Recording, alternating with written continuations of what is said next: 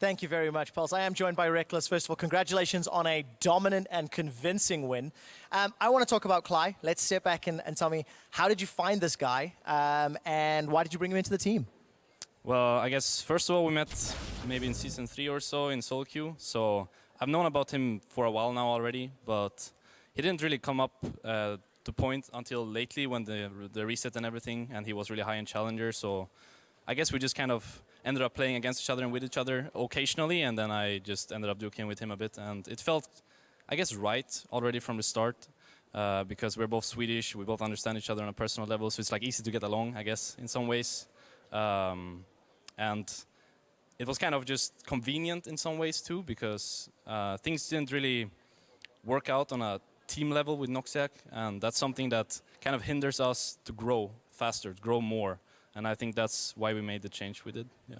Well, congratulations on the win. This is the first mid-season substitution that Fnatic has made since 2013. It's been a long time, and I can imagine it was a difficult decision. But what is the mood like in the team now that you've been training with Kaj for a week? Obviously, the win is going to help out, but what's the mood in the gaming house in terms of your preparation? I mean, it's not like the mood was bad or anything when Noxiac was around. It was still really good. But I think now with Kaj coming in, it's more just, it feels like everyone's on the same page, both in the game and outside of the game. And it doesn't have to be forced in some ways, and that's kind of the problem.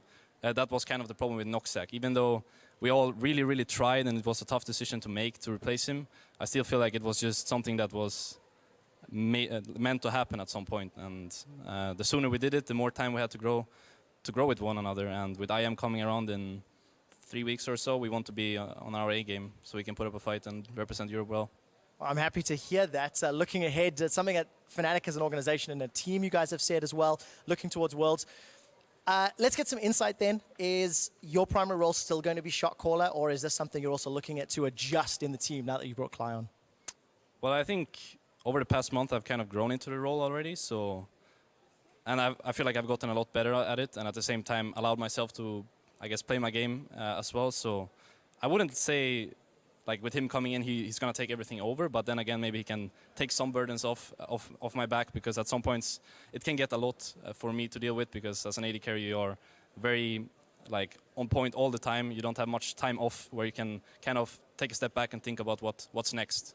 But I feel like so far it's been working quite well with me on the shot calling role, and everyone chipping in and giving maximum amount of information, so it makes my job a lot easier, I guess. And I think today we showcased a pretty strong team synergy. We were really on point with what we were doing together. Yeah, it definitely looked that way from an outside perspective. Thank you very much for the honesty. Congratulations on the win, and best of luck for the rest of the split. For now, we're going to head back up